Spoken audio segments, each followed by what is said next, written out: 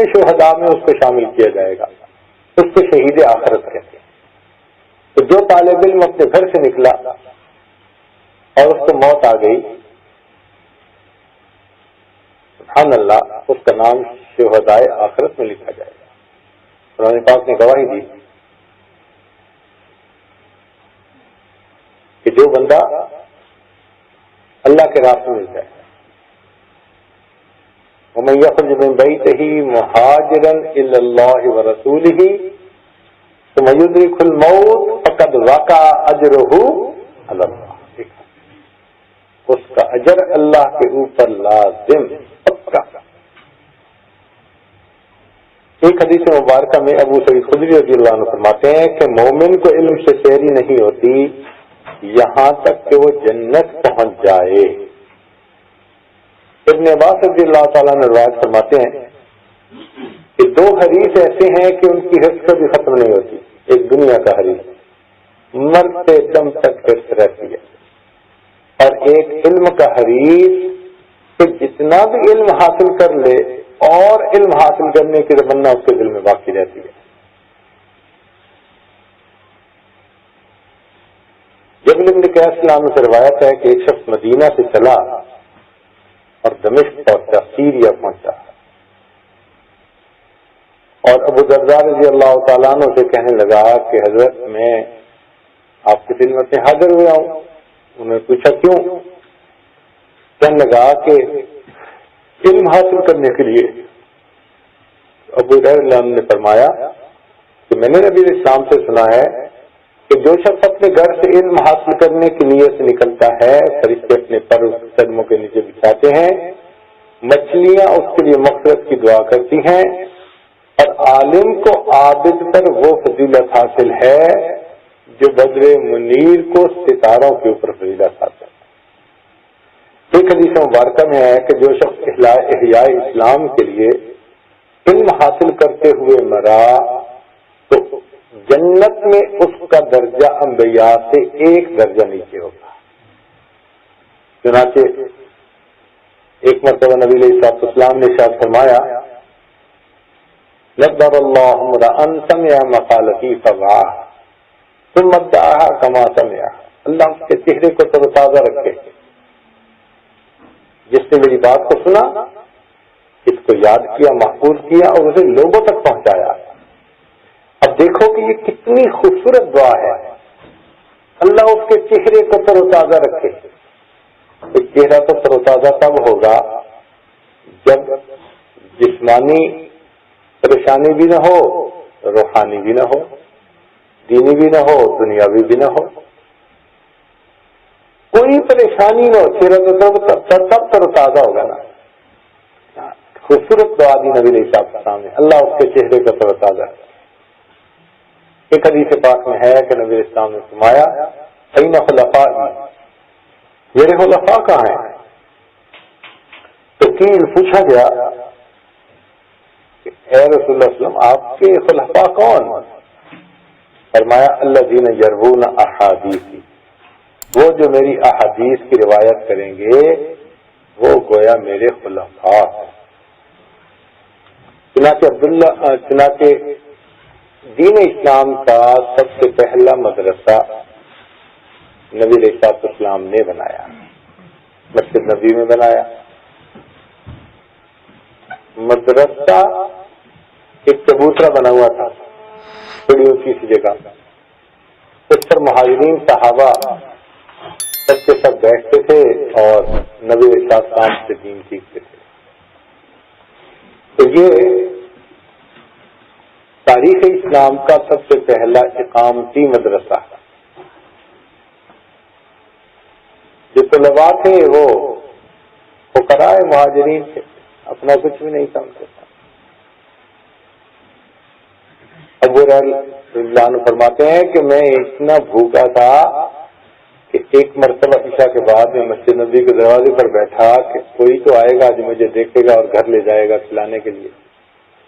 کہتے ہیں علی رضی اللہ تعالیٰ عنہ آئے چلے گئے، عثمان لانو آئے چلے گئے، عمر لانو چلے گئے، صدیق اکبر لانو آئے چلے گئے، کہتے ہیں میں نے یہ محسوس کیا کہ ان کے اپنے گھروں میں بھی کچھ نہیں ہوگا جو انہوں نے مجھے کہا نہیں کہ آؤ بھائی ہمارے ساتھ. پتا ہوگا نا کہ گھر کچھ نہیں تو کیا لے جائیں مہمان. کہتے ہیں بالآخر نبی علیہ السلام تشریف لائے تو مجھے دیکھ کر پہچان گئے کہ ابو ہریرہ تجھے کس چیز میں یاد ہوگا. کہنے لگے بھوکا ہوں. گھر لے گئے, گھر پیغام بھجوایا. انہوں نے کہا جی دودھ کا ایک پیالہ ہے. تو آتے ہیں کہ میں سوچنے لگا کہ اتنا میں بھوکا ہوں, ایک پیالہ تو میں ہی پی جاؤں. لیکن جب وہ پیالہ اندر سے آیا تو نبی صاحب نے فرمایا ابو ہریرہ جاؤ اور سب اصحاب صفہ کو بلا کے لاؤ. میں بلا کے لایا. جب میں لے آیا تو فرماتے ہیں کہ نبی صاحب نے فرمایا کہ ابو ہریرہ پلاؤ, تم پلاؤ ان کو. اب جو پلانے والا ہوتا ہے نا وہ خود نہیں پہلے پیتا, دوسروں کو پہلے. کہنے لگے میں سمجھ گیا کہ اب سب کو پلاؤں گا, پتہ نہیں میری باری آئے گی کہ نہیں. لیکن اللہ تعالیٰ نے اس دودھ میں اتنی برکت پیدا کر دی کہ سب کو پلایا اور دودھ بچا ہوا تھا. کہ نبی صاحب نے مجھے فرمایا کہ ابو ہریرہ تم پی لو. کہتے ہیں کہ میں نے خوب پیا. پھر فرمایا کہ ابو ہریرہ تم پی لو. میں نے اور بھی بھر کے پیا. جو بچ گیا اس کے بعد اس کو نبی اسلام نے نوش فرمایا اور اس طرح سے وہ دودھ ایک پیالہ ختم ہوا. تو دیکھو یہ طلباء تھے مگر ان کی شان ایسی تھی کہ اللہ رب العزت کے پیارے حبیب صلی اللہ علیہ وسلم ان کو پڑھاتے تھے.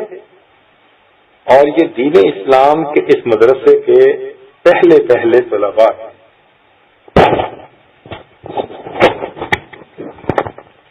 فرماتے ہیں کہ ہمارے جسم کے اوپر کپڑے پورے نہیں ہوتے تھے, پھٹے ہوئے ہوتے تھے. اور جب نبی علیہ السلام تشریف لاتے شرم آتی تھی کہ نبی علیہ السلام ہمیں اس حال میں دیکھیں گے تو ہم ایک دوسرے کے پیچھے چھپ کے بیٹھتے تھے کہ نبی علیہ السلام کی نظر مبارک نہ پڑ جائے ہمارے جسم پر کہ ہمارا کرتا پھٹا ہوا ہے یا بازو پھٹا ہوا ہے یا پورا کرتا ہی نہیں ہے. اس حالت میں ہم بیٹھتے تھے کہ پورے جسم پر سطر چھپا ہوتا تھا لیکن باقی جسم بعض اوقات کھلا نظر آ رہا ہو. ہم ایک دوسرے کی اوٹ میں لے کے بیٹھتے تھے. عام مدارس میں تو پڑھنے کا وقت متعین ہوتا ہے 8 گھنٹے 10 گھنٹے. یہاں پڑھنے والوں کا ٹائم متعین نہیں تھا, 24 گھنٹے. اسی وقت بھی نبی علیہ السلام تشریف لے آتے, جو صحابہ بیٹھے ہوتے ان کو اللہ کے لیے سکھاتے. چنانچہ نبی علیہ السلام ایک مرتبہ رات کو تشریف لے آئے, دیکھا کہ صدیق اکبر لانو تہجد پڑھ رہے ہیں ذرا خفی انداز سے, اور عمر اسلام تہجد پڑھ رہے ہیں ذرا جہر کے ساتھ. جب دونوں نے تہجد مکمل کر لی تو نبی اسلام کی خدمت میں حاضر ہوئے. نبی اسلام نے پوچھا ابو بکر صدیق تم اتنا اونچا کیوں آہستہ کیوں پڑھ رہے تھے؟ عرض کیا اللہ کے نبی صلی اللہ علیہ وسلم میں اس ذات کو سنا رہا تھا جو سینوں کے بھید جانتی ہے, مجھے اونچا پڑھنے کی کیا ضرورت تھی. پھر پوچھا کہ عمر آپ اتنا اونچا کیوں پڑھ رہے تھے؟ عرض کیا اے اللہ کے نبی صلی اللہ علیہ وسلم میں شیطان کو بھگا رہا تھا اور سوتوں کو جگا رہا تھا. تو نبی علیہ السلام نے دونوں کو سمجھایا. ابو بکر صدیق لانو کو سمجھایا کہ تم تھوڑا سا اونچا پڑھ لو, اور عمر لانو کو فرمایا کہ تم تھوڑا سا آہستہ پڑھ لو, ابتدا. اب دیکھو رات کے وقت بھی مدرسے کے طلباء کو علم سکھایا جا رہا ہے.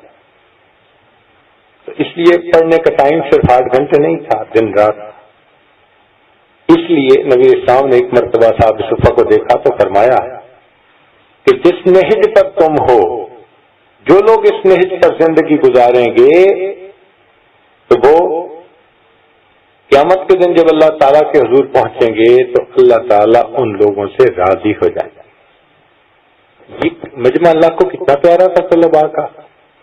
اس کا اندازہ اس سے لگائیے کہ نبی علیہ السلام کو ایک مرتبہ حکم ہوا اللہ رب العزت کی طرف سے آپ جائیں اور اصحاب صفہ کے پاس بیٹھیں. اصحاب صفہ کے پاس بیٹھیں. چنانچہ نبی علیہ السلام تشریف لائے مسجد میں اور اصحاب صفہ کے پاس آ کر بیٹھ گئے.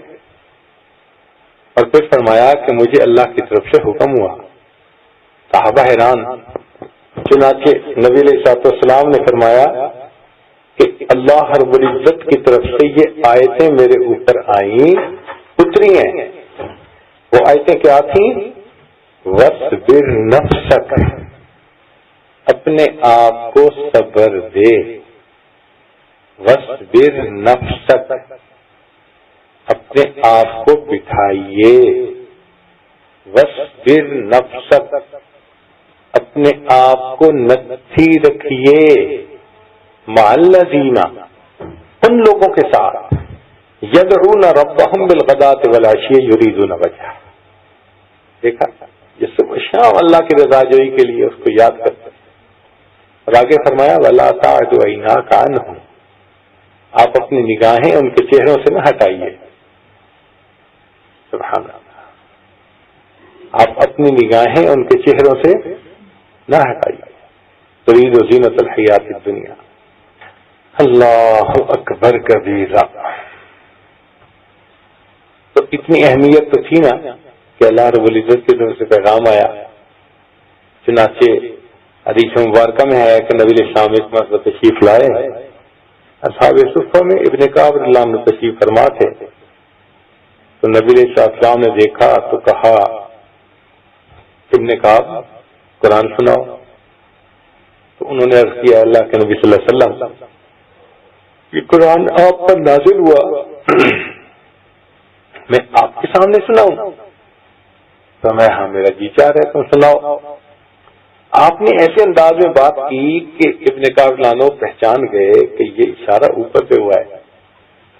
تو وہ پوچھنے لگے کہ اے اللہ کے پیارے نبی صلی اللہ علیہ وسلم اللہ سمانی، کیا اللہ رب العزت نے میرا نام لے کر کہا؟ تو نبی علیہ السلام نے فرمایا نعم اللہ سما، اللہ نے تیرا نام لے کر کہا.